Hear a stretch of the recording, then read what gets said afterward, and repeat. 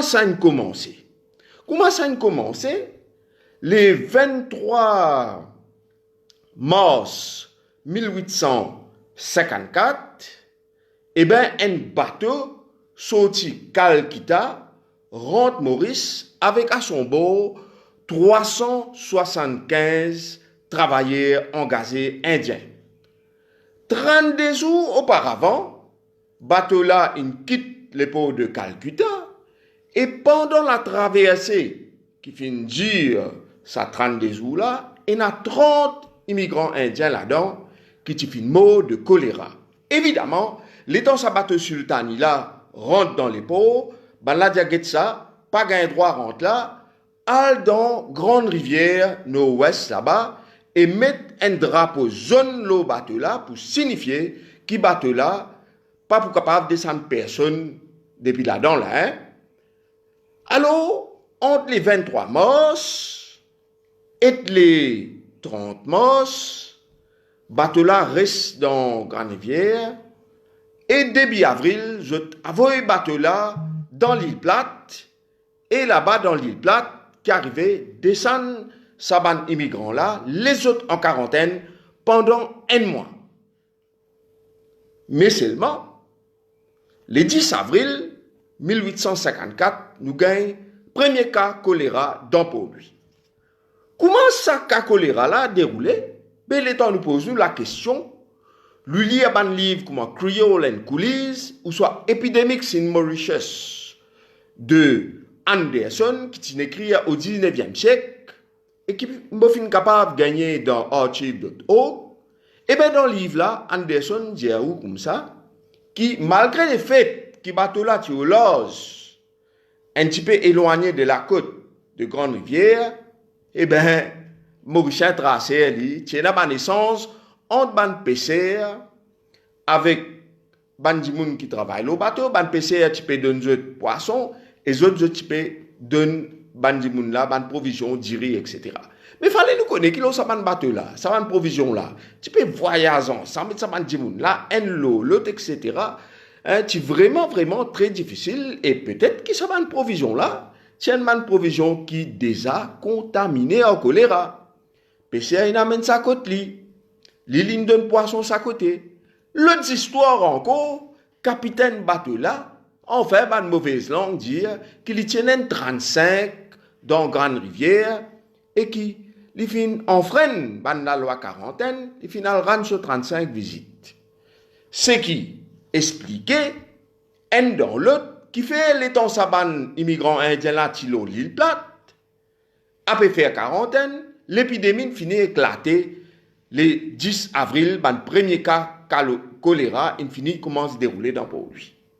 Full-blown épidémie éclatée en mai, la lève quarantaine, le 4 mai, l'île Plate, labouré là, distribué vers les différentes bases, les différentes propriétés sucrières, et l'épidémie éclatée. L'épidémie là prend une ampleur extraordinaire. Juste dans Port-Louis, il y a 49 000 personnes qui peuvent vivre dans Port-Louis. Entre mai avec août, l'épidémie là tue 3500 personnes. Ça, officiel, ça, hein? Il est bien probable qu'il y ait beaucoup plus que ça, parce qu'il y a un paquet de personnes, quand l'autre mot, l'autre là, pas prendre la peine pour aller pour le rapporter, etc. Et ben là, estimé que dans entier Maurice, il est bien probable qu'il y en a plus que 12 000 personnes qui sont morts de choléra en 1854, considérant que dans cette époque-là, eh bien, nos populations, c'est environ 300 000 personnes. C'est beaucoup ça quand on peut gagner 12 000 personnes par mois. C'est pour vous dire qui quantité, qui contamination capable de dérouler si nous ne prenons pas précaution et qui nous pas suivre ban consigne quarantaine. Ceci étant dit, dans pour lui, bel déroulement, pas capable même soit un dimoun, père la d'un côté, de l'autre côté, où gagne sa docteur Kimotin Diaoula, docteur Charles Brown-Sécor. Docteur Charles Brown-Sécor, qui tient un grand neurologiste, un grand physiologiste. Il est docteur en 1846, t'as l'air pour revenir nos histoires, Mais docteur Bransikor, qui l'a fait, les maires, il invite lui dans une la case qui s'appelle Maison Hugon, il transforme ça la casa comme un hôpital, et il peut donner un bel coup de main au choléra. Il peut appliquer toutes sortes de qualités de traitement, et il finit même, au risque de sa propre vie, faire l'expérience au lui-même personnel, en prenant un petit peu, inoculant lui-même avec un tigin vomi, tigin, des bandits qui gagnent choléra, il inocule lui-même, il fait lui-même gagne choléra, après il teste ban médecine, il tient une médecine qui s'appelle laudanum, à base d'opium, etc.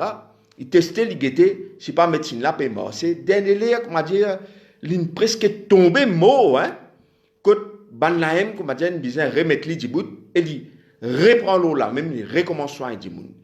Docteur Bransikor, il type environ 50 djimoun qui tient atteint de choléra par jour. Les temps, il type prend l'argent et djimoun qui n'a casse, il type prend ça même la monnaie là, il type donne man djimoun qui paye na. Get un coup sur le cœur qui grandit sur le cœur était.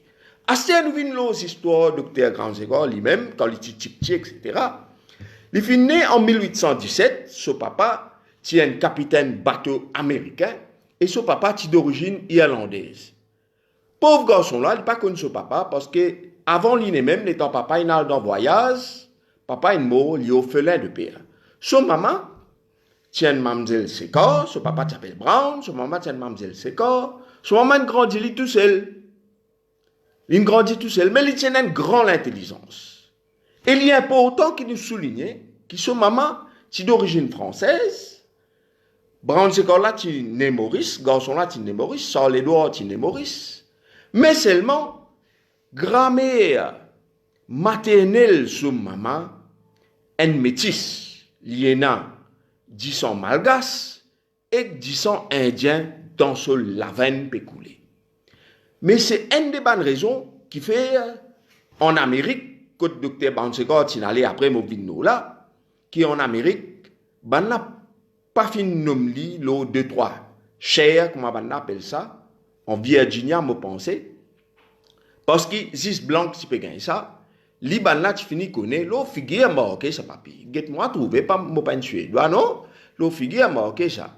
Ben là tu finis connaître qu'il y a une métis, une race mélangée. Bon, passons. Garçon là, un garçon intelligent. Et là, il y a un professeur qui appelle Monsieur Singerie. Monsieur Singerie pousse les mauvais qualités, fait lui apprendre. Et docteur Bransikor, Charles Edouard, lui-même à le Collège Royal. Mais autres misère, docteur Bransikor, finalement, il à l'âge de 15 ans, il travaille dans un magasin bien dire pour qu'il soit capable de ramasser la monnaie pour faire l'étude supérieure. Arrive l'âge de 21 ans, il dit à son maman, comme ça, maman, mon envie, elle peut faire mon étude de haut. Maman là qui est extra content ce garçon, il a une seule papa, pas pour content, et là, il a un bon petit comme ça. Tous les deux prennent bateau, Jotal Paris. Là-bas, docteur Bransikor, il commence à étudier un peu les lettres, mais seulement, Bandimoun finit de trouver qu'il y a un poté la médecine, et je pousse lui dans sa direction. Il étudie la médecine, très très brillant, comment on dit. Malheureusement, pendant ce moment l'étude, ce pauvre maman a trouvé la mort à 54 ans. En 1846, docteur Bransikor vient docteur en médecine. Sa thèse est basée sur l'étude de la moelle épinière. Et il finit inspiré pour étudier ça, parce que dans le passé, quand il était dans Maurice, il a déjà trouvé une blessure, une labourère, il a une marie blessure dans les deux, un coup de sable, côté tout la moelle épinière là. Alors ça il interpelle, il spécialise l'étude de la moelle épinière. De suite, on a fini de remarquer un grand docteur. En 1849, il y a une épidémie choléra dans Paris. Il donne un bel coup de main dans cette épidémie choléra là. Et il a l'Amérique, son papa américain, non? Il a l'Amérique pour y aller travailler un peu. Là-bas, il est marié. Malheureusement, son madame mort. Là, il retourne la France, il a travaillé un petit peu l'Angleterre. Après, il retourne Maurice, il dit, me donne un coup de main. Là, qui en 1854, il donne un coup de main pendant l'épidémie choléra là, hein. Après, il est content de voyager, il gagne la bougeotte et il demandait de partout. Là, il a travaillé un petit peu dans l'Angleterre, il remarié encore, deuxième coup. Après, il gagne une troisième madame. Il dit, pas qu'il n'a trop sens aux bonnes affaires, madame. Mais c'est mon bonnes affaires, l'étude. Ah oui, l'étude bien fort. Toutes sortes de qualités de l'honneur, il a gagné. Jusqu'à une professeur au Collège de France, s'il vous plaît. Un petit Mauricien, professeur au Collège de France. Membre de l'Académie des sciences en France. Chevalier de la Légion d'honneur. Et si moi, je pour dire, ça consiste titre qu'il a gagné là. Mais moi, pas pour finir jamais ça, moi pour continuer, moi pour rouler, parce qu'il a gagné beaucoup. Il est reconnu worldwide. Non seulement comme un neurologiste, mais aussi comme un physiologiste, et aussi il était bien intéressé aux bonnes affaires, comment dire, vieillissement. Il fait toutes sortes qui été l'expérience. Hein? Malheureusement, parfois, tu impliques bonnes animaux aussi. Hein? Tu fais l'expérience aux bonnes animaux pour, comment dire, repousse la vieillesse, pour, comment dire, nous rester jeunes et en bonne santé pendant longtemps. La vie, c'était une vie remplie. Et aujourd'hui, hein, dans Maurice, quand nous causons Brandt-Sécor, nous causons juste ça, l'hôpital qui, comment dire, occupe ban dimoun qui gagne ban problème d'ordre mental. Et tout à fait à son honneur. Mais nous devons connaître aussi que ce docteur-là est un grand héros, une personne qui a une grande intelligence à l'époque-là, qui en apprend par ses propres efforts, il travaille, en même temps il apprend, il apprend à Paris par ses propres efforts, qu'il tient orphelin de père et qu'il y amène une belle contribution dans la médecine, dans le monde entier. C'est un des plus grands médecins dans le monde entier. D'ailleurs, si je te fais un peu recherche, je peux trouver qu'il y a même un lésion dans le corps humain qui porte ce nom. Voilà. En 1894, le 1er avril, ce n'était pas une poisson d'avril, c'était un jour bien triste. Docteur Brandt-Sécor mort, et il est mort curieusement d'un problème d'AVC, je pense, dans un organe, le cerveau, qui pendant toute la vie, il finit étudier. Ça même dit où parfois, hein, live in mot dans la lampe, ça. C'est un grand démon, ça, un grand Mauricien, ça. D'ailleurs, à l'époque, je pensais, en 1928, par là, il y a un buste qui tu finis mettre, deuxième buste, hein, parce que premier là, tu finis mettre par Tommy Piteux de la Beaujardière, qui est le meilleur de pour lui. Je pensais vers la fin du 19e siècle, il met sa buste là. Après, tu as un cyclone, buste là est tombé, un autre buste, tu finis mettre dans Jardin Compagnie.